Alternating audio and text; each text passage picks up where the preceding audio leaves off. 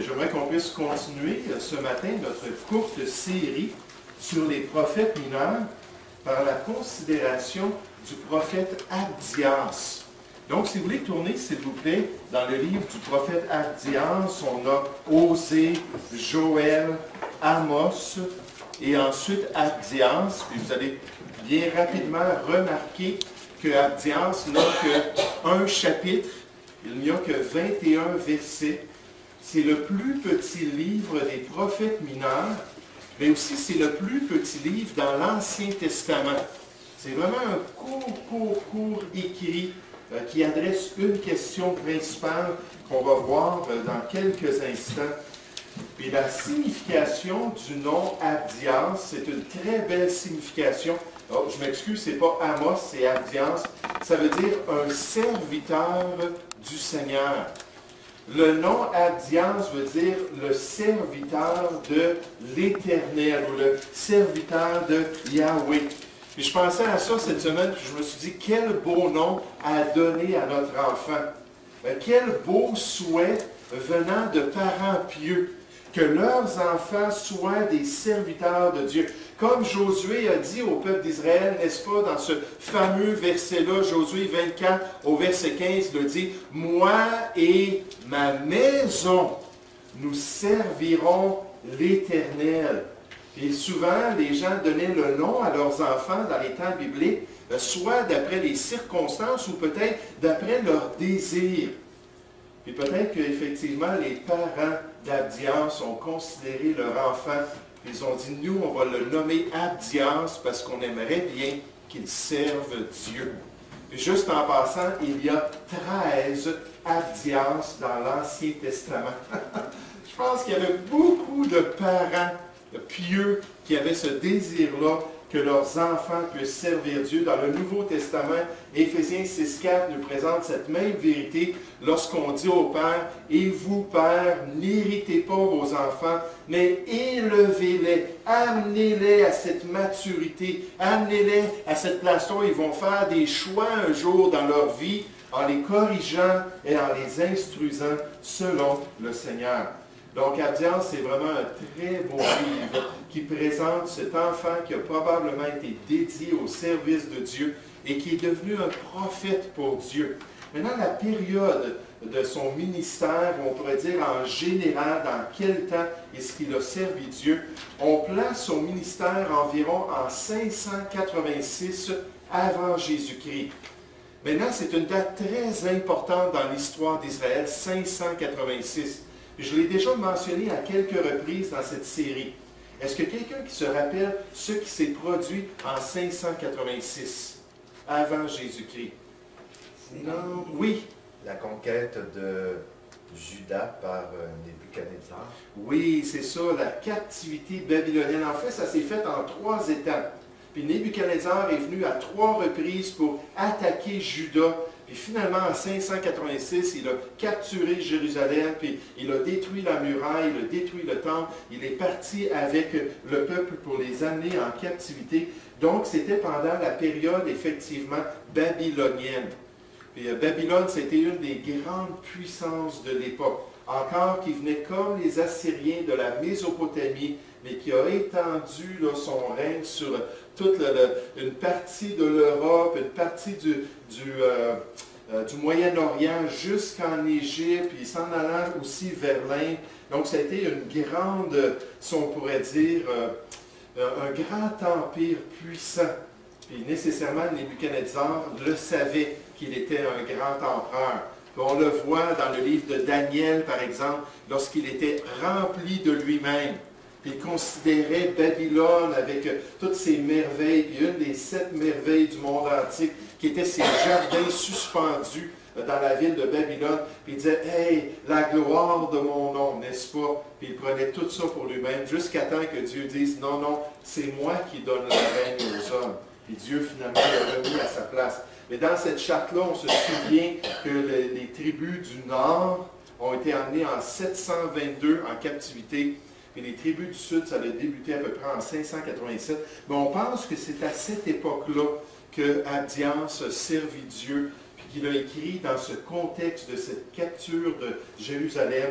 Puis on va voir les détails dans un instant. Je pense par contre qu'ici même, on va regarder quelques versets. Regardez dans Abdias au verset 8. Abdias, on pourrait dire chapitre 1 au verset 8. Juste pour voir comment c'est lié à la captivité. Ça dit, « N'est-ce pas en ce jour, dit l'Éternel, que je ferai disparaître d'Édom les sages, et de la montagne d'Ésaü l'intelligence. Tes guerriers au Théman seront dans l'épouvante, car tous ceux de la montagne d'Ésaü périront dans le carnage. À cause de la violence contre ton frère Jacob, tu seras couvert de honte, et tu seras exterminé pour toujours. Le jour où tu te tenais en face de lui, le jour où des étrangers emmenaient captive son armée, où des étrangers entraient dans ses portes et jetaient le sang sur Jérusalem, toi aussi tu étais comme l'un d'eux. Ne répète pas ta vue du jour de ton frère, du jour de son malheur. Ne te réjouis pas sur les enfants de Juda au jour de leur ruine, et n'ouvre pas une grande bouche au jour de la détresse. N'entre pas dans les portes de mon peuple au jour de sa ruine. Ne répète pas ta vue de son malheur au jour de sa ruine, et ne porte pas la main sur ses richesses au jour de sa ruine. Ne te tiens pas au carrefour pour exterminer ses fuyards, et ne livre pas ses réchappés au jour de la détresse. » Donc on parle d'un peuple ici, on va regarder les détails dans un instant, qui aurait été témoin et qui aurait peut-être profité, qui aurait participé au carnage que les tribus du Sud ont expérimenté lorsque Nebuchadnezzar est venu pour les amener en captivité. Maintenant, à quel endroit est-ce que Abdias a accompli la plupart de son ministère? Abdias était un prophète du Sud, en Juda, puis il aurait servi Dieu dans ces deux tribus-là d'Israël dans le Sud. Mais par contre, il faut mentionner que son livre ne s'adresse pas à Juda, mais au contraire que son livre s'adresse à un autre peuple. Et on l'a vu tout à l'heure dans le texte. Il s'adresse aux descendants d'Ésaü. Vous vous souvenez, Ésaü, le frère de Jacob, puis Ésaü, le mot veut dire le poilu, ou celui qui était velu, celui qui était poilu, comme on pourrait dire. Puis, mais Ésaü, c'était le frère de Jacob. Puis à un moment donné, ils se sont séparés. Ils sont partis pour former deux peuples. Puis les descendants de Jacob ont été connus comme les fils d'Israël. Puis les descendants d'Ésaü ont été connus comme les fils d'Édom. Édom qui veut dire roux. Parce que lorsque Jacob avait ce potage-là, puis qu'Ésaü lui a demandé d'en manger, il a dit « Donne-moi de ce roux ». Puis nécessairement, c'était la couleur du potage. Puis là, on a gardé ça à l'esprit, puis on a appelé les descendants d'Ésaü Édom, puis le peuple d'Édom. Et donc, on s'adresse aux cousins d'Israël qui ont été témoins de cette situation-là. Puis là, ici, Abdias leur adresse des reproches. Regardez au verset 1. On nous dit « Prophétie d'Abdias. Ainsi parle le Seigneur l'Éternel sur Édom. Nous avons appris une nouvelle de la part de l'Éternel, et un messager a été envoyé parmi les nations. Levez-vous, marchons contre Édom pour lui faire la guerre. » Juste pour nous situer un petit peu, on voit ici sur la charte des tribus d'Israël, puis juste au sud-est des tribus d'Israël, il y avait Édom qui s'était installé là, donc les descendants d'Ésaü. Puis pendant la captivité de Jérusalem, ils sont rentrés en Palestine, puis ils sont venus voir le carnage que Nebuchadnezzar a fait aux tribus du Sud lorsqu'il a détruit finalement le peuple d'Israël, le peuple de Juda. Puis là, Abdias envoie cette lettre-là en particulier aux descendants d'Ésaü pour les avertir du jugement. Puis les avertir de la rétribution de Dieu, parce qu'ils ont maltraité leurs propres cousins, ils ont maltraité la tribu de Juda. Et Dieu avait bien dit à Abraham, il lui avait fait cette promesse, « Je bénirai ceux qui te béniront, et je maudirai ceux qui te maudiront, et toutes les familles de la terre seront bénies en toi. » Mais vous savez, ici, ce n'est pas seulement une promesse, c'est aussi une prophétie. On peut s'arrêter et étudier l'histoire, puis regarder tous les peuples qui ont levé la main contre le peuple d'Israël, les descendants d'Abraham, puis s'apercevoir qu'il y a eu pour la plupart des grandes rétributions. Il y a eu des grandes conséquences lorsqu'ils ont essayé d'exterminer les Juifs, lorsqu'ils ont essayé d'attaquer les fils d'Abraham. Puis il semble ici que Édom avait fait la même chose. Regardez dans le livre des Psaumes. Il semble que Édom, lorsque Nebuchadnezzar est venu, aurait tenté eux aussi de mettre la main au carnage. Et qu'ils auraient été non seulement des spectateurs, mais peut-être qu'ils auraient aussi attaqué le peuple pendant cette crise-là en Juda. Mais d'une manière ou d'une autre, Abdias leur envoie cet avertissement d'un grand jugement et d'une destruction soudaine. Je bénirai ceux qui te béniront et je maudirai ceux qui te maudiront. J'aimerais vous dire, quelqu'un peut me maudire, puis quelqu'un peut me bénir, mais si c'est Dieu qui me bénit et c'est Dieu qui me maudit, là, ça fait toute une différence. Et Dieu avait été bien clair concernant la rétribution. Dans le psaume 137, on a un psaume qui décrit la captivité de Juda.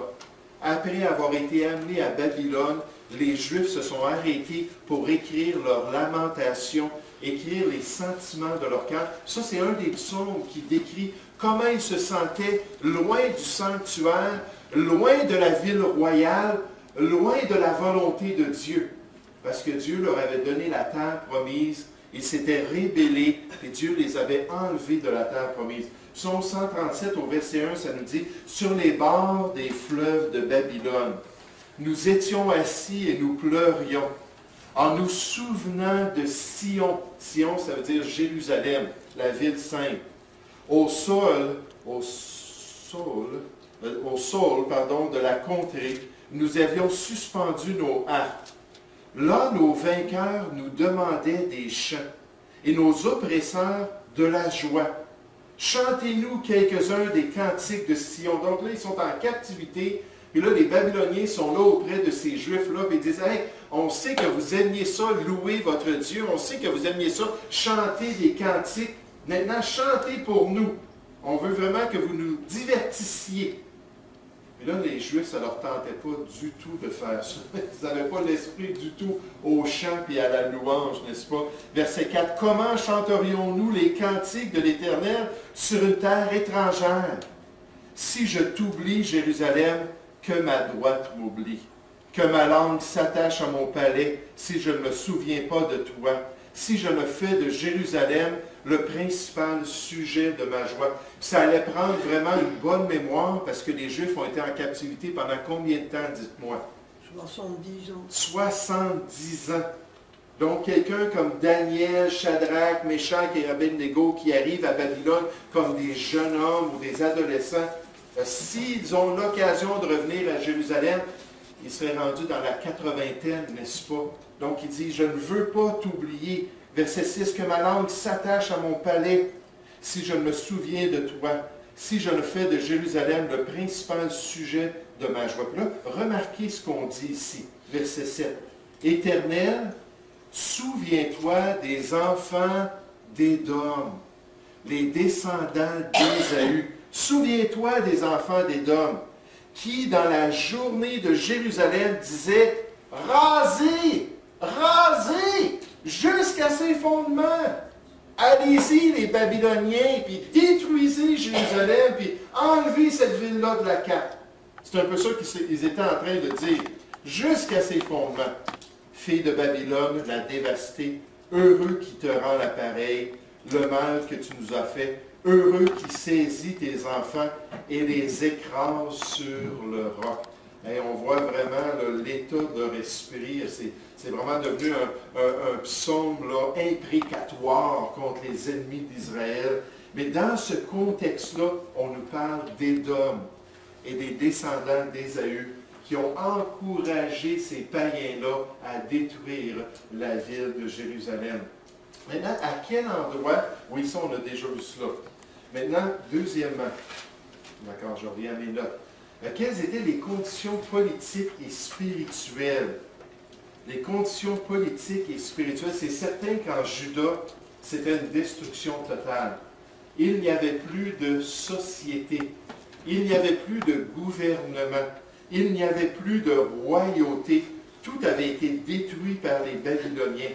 Puis pour le peuple, spirituellement, ce qu'on peut voir, c'est vraiment la honte des Juifs d'avoir tombé entre les mains des païens, d'avoir été vaincus par des incirconcis. Parce que Dieu leur avait promis, dans des passages comme Deutéronome 27 et 28, que s'ils étaient fidèles à Dieu, s'ils marchaient selon sa loi, s'ils accomplissaient sa volonté, Dieu allait leur donner la victoire. Dieu allait permettre qu'un seul puisse en chasser 1000, puis qu'ils aient toujours la victoire contre leurs ennemis.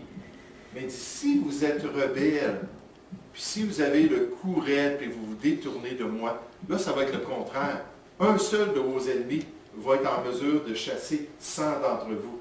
Parce que la victoire, dans le fond, appartient à l'Éternel. Puis là, ces Juifs-là étaient après les faits, n'est-ce pas? Puis là, ils réalisaient, Dieu n'est plus avec nous, parce que nous, on n'est plus avec Dieu. Vous savez, peut-être juste une petite leçon spirituelle.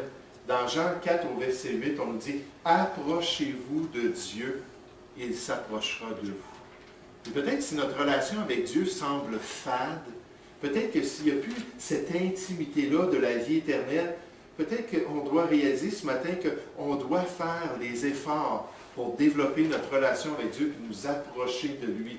Il ne faut pas que le péché, il ne faut pas que quelque chose dans notre vie vienne mettre une séparation entre nous et Dieu, parce que Dieu, lui, ne change pas.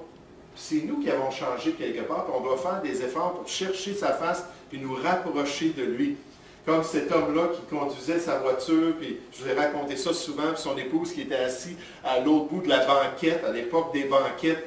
Puis là, elle s'est tournée vers son époux, puis nous, on a célébré notre 22e anniversaire de mariage hier, mais peut-être ça faisait une quinzaine d'années qu'ils étaient ensemble, puis elle s'est tournée vers lui, puis elle a dit, tu sais, avant, là, on aurait été bien plus proches, moi puis toi. Avant, on aurait été collés ensemble. Avant, là, on se serait tous serrés ensemble. Puis même dans la voiture, là, la banquette, j'aurais été juste à côté de toi. Puis là, le mari s'est tourné vers elle et a dit, tu sais, chérie, moi, je n'ai pas bougé. Ça, c'est un côté de la médaille, n'est-ce pas? Mais moi, je n'ai pas bougé. Mais vous savez, Dieu n'a pas bougé. Quand on abandonne Dieu, il va y avoir des conséquences spirituelles dans notre relation avec Dieu.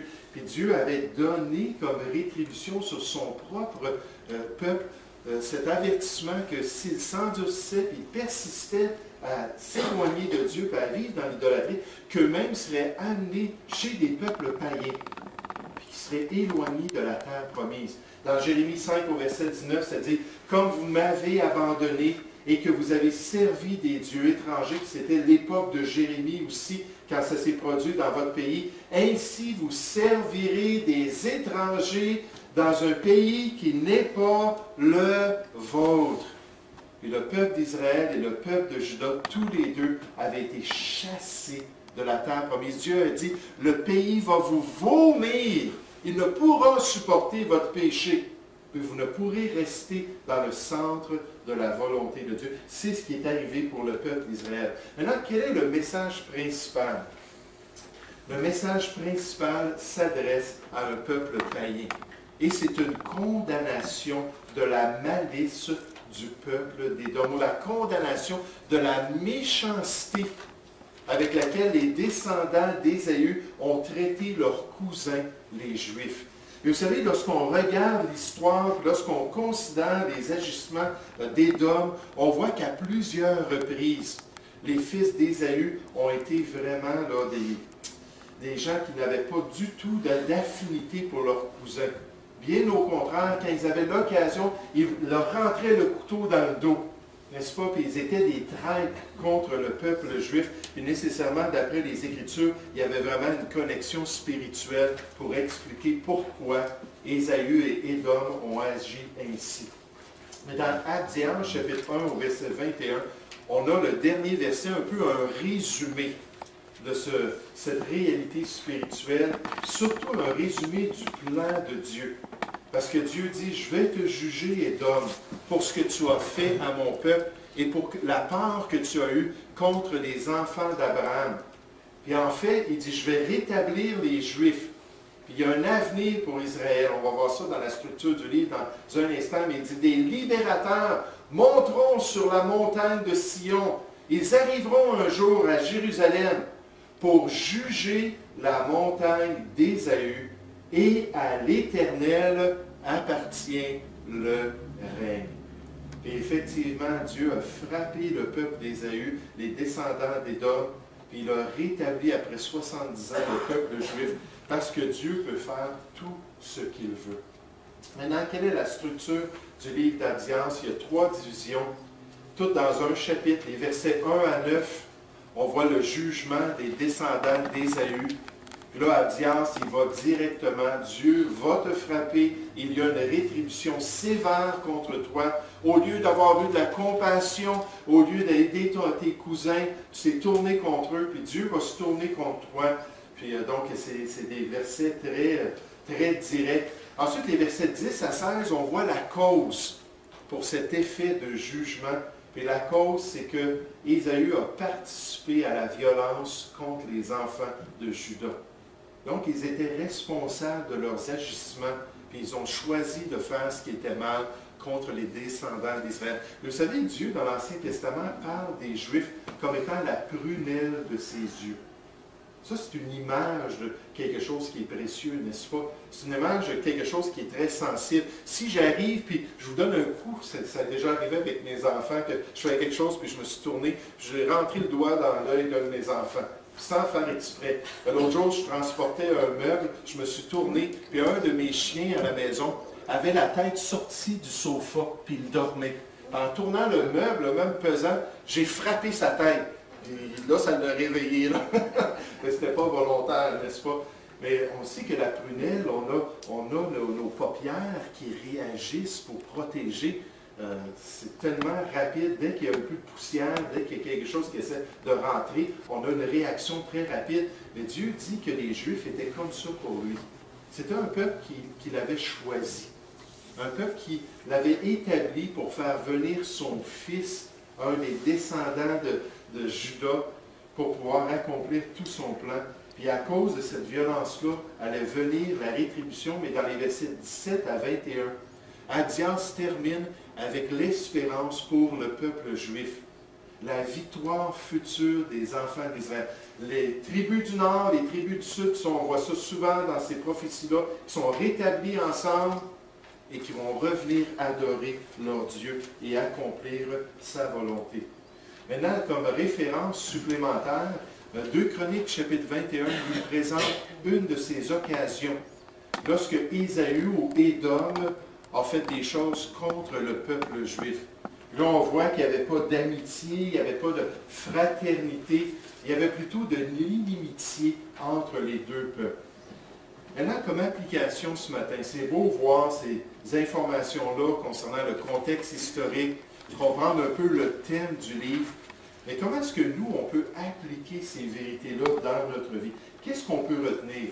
Je vais vous suggérer une chose en particulier, c'est que Dieu va donner une rétribution à ceux qui touchent à son peuple. Dieu, c'est celui qui se venge de ses enfants.